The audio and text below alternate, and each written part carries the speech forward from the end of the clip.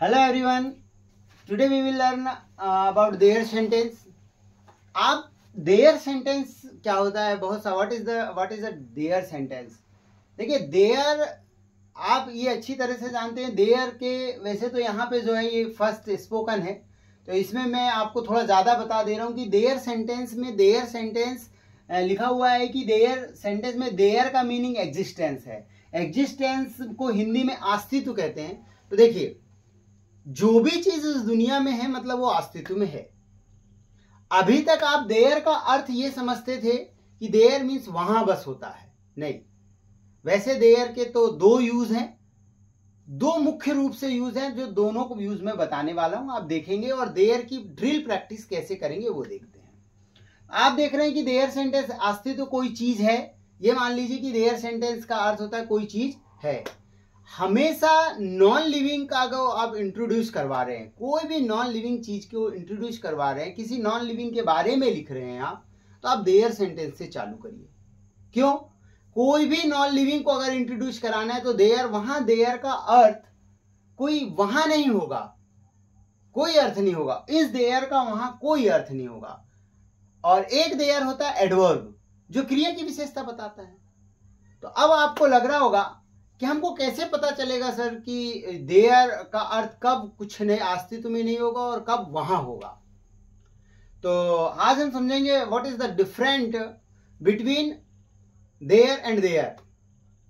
तो first there and second there. First there वो है जब किसी सेंटेंस को वो नॉन लिविंग को इंट्रोड्यूस करवा रहा है. जैसे यहां पे एक एग्जांपल के साथ लिखा हुआ है there is pen. There is pen का अर्थ हुआ पेन है. जैसे देयर इज मोबाइल, मोबाइल है. देयर इज की, चाबी है. तो हमारे पास जो इसमें नॉन लिविंग की लिस्ट है उसमें देखो यहां देयर इज पेन का क्या अर्थ हुआ, पेन है, वहां पेन है नहीं होगा. तो पता कैसे चलेगा कब वहां होगा. तो आप देख रहे हो जब किसी बी फॉर्म के पहले देयर आ जाए, कब आएगा, जब किसी बी फॉर्म के पहले, अभी पढ़ेंगे हम बी फॉर्म, इज एक बी फॉर्म है, तो बी फॉर्म के पहले देयर आ जाए तब उसका अर्थ आप ये समझ लीजिए कि उसका अर्थ कुछ नहीं होता, सिर्फ किसी नॉन लिविंग चीज को बताने के लिए होता है, इंट्रोड्यूस कराने के लिए होता है. तो मैं देयर सेंटेंस की नॉन लिविंग से प्रैक्टिस करा के बता रहा हूं कि कैसे आप लोग नॉन लिविंग की इंग्लिश में प्रैक्टिस करेंगे. तो पहले आप नॉन लिविंग की लिस्ट में ला लीजिए. जैसे नॉन लिविंग की लिस्ट में आएंगे आप, चलो देखते हैं नॉन लिविंग की लिस्ट. आप एडवर्ब की लिस्ट है ये. और देखिए इस बुक की जरूरत बहुत है आपको. आप किसी भी कंडीशन में इस बुक में अगर आपके पास नहीं भी है तो आप इसका मेरे नंबर पे कॉल कर लीजिए, मैं आपको इसका पीडीएफ सेंड कर दूंगा. तो आपको इतने सारे या तो आप खुद ढूंढ लीजिए और लिख लीजिए. नॉन लिविंग बहुत सारे जैसी ये बनी हुई है, इसकी पोयम भी है. तो आप देख रहे हैं कि नॉन होलो नाउन में, तो अब मैं यहाँ से आपको कुछ बता दे रहा हूँ, मैं यहाँ से करा दे रहा हूँ, तो यहाँ से करा दे रहा हूँ, कहीं से भी कर सकते हो. तो देयर सेंटेंस की प्रैक्टिस आप कैसे करेंगे वो देखेंगे. जैसे देखिए देयर इज गिलास, गिलास है. देयर इज कप, कप है. देयर इज मग, मग है. देयर इज बैग, बैग है. देयर इज बॉटल, बॉटल है. देयर इज टैंक, टैंक है. देयर इज अलमीरा, अलमीरा है. देयर इज पाउच, पाउच है. देयर इज पॉकेट, पॉकेट है. देयर इज प्लेट, प्लेट है. देयर इज बास्केट, बास्केट है. देयर इज पाइप, पाइप है. बस आप ये इसको पकड़ लीजिए और देयर की प्रैक्टिस. देयर इज लेटर, अक्षर है. देयर इज वर्ड, शब्द है. देयर इज फ्रेज, वाक्यांश है. देयर इज सेंटेंस, वाक्य है. There is sanction. अच्छा, अभी तक आपके माइंड में ये था कि नॉन लिविंग कोई वस्तु ही हो सकती है. भाई लेटर भी नॉन लिविंग है, वर्ड भी नॉन लिविंग है, फ्रेज भी नॉन लिविंग है, सेंटेंस ये सब नॉन लिविंग में जाएगा. देयर इज सेंटेंस, वाक्य है. देयर इज सेक्शन, सेक्शन है. देयर इज यूनिट, यूनिट है. देयर इज चैप्टर, पार्ट है. देयर इज हेडिंग, शीर्षक है. देयर इज डिटेल, विस्तार है.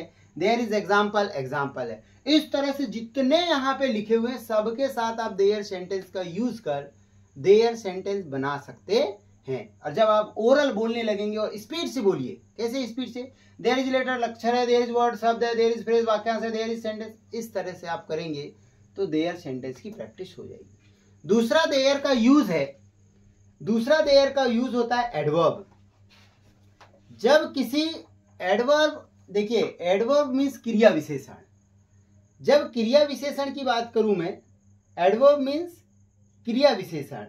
तो क्रिया विशेषण में आप देखेंगे कि जब क्रिया विशेषण एडवर्ब की लिस्ट में आएंगे तो एडवर्ब में मैनर में एक एक चीज बताऊंगा कि एडवर्ब जब एडवर्ब बताएंगे तब एडवर्ब के बताएंगे। अभी हम देयर सेंटेंस पढ़ रहे हैं। देयर सेंटेंस में कैसे पता चलेगा कि यहाँ ये एडवर्ब है और यहाँ एग्जिस्टेंस के रूप में काम हो रहा है उस देयर का।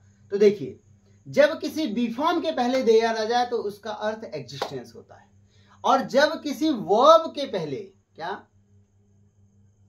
जब किसी वर्ब के बाद वो आ जाए, कोई वर्ब होगी, जैसे यहाँ पे एडवर्ब है, ये एडवर्ब है। एडवर्ब में आपको कहीं ना कहीं जरूर मिल जाएगा। क्या मिल जाएगा?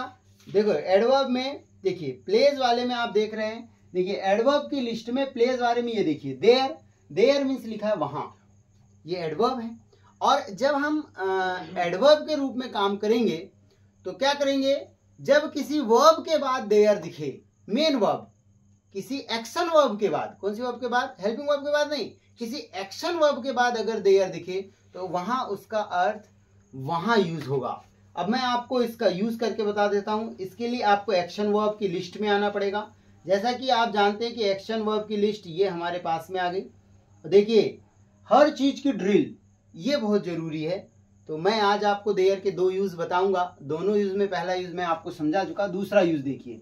पिक एक एक्शन वर्ब है, पिक के बाद आप देयर लगा दीजिए। पिक देयर, वहां उठाओ। पुट देयर, वहां रखो। गिव देयर, वहां दो। टैग देयर, वहां लो। लुक देयर, वहां देखो। लुक लिसन देयर, वहां सुनो। टेल देयर, वहां बताओ। स्पीक देयर, वहां बोलो।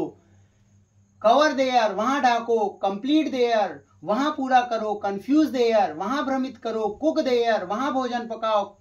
कॉपी देयर, वहां नकल करो। करेक्ट देयर, वहां सुधार करो। काउंट देयर, वहां गिनो।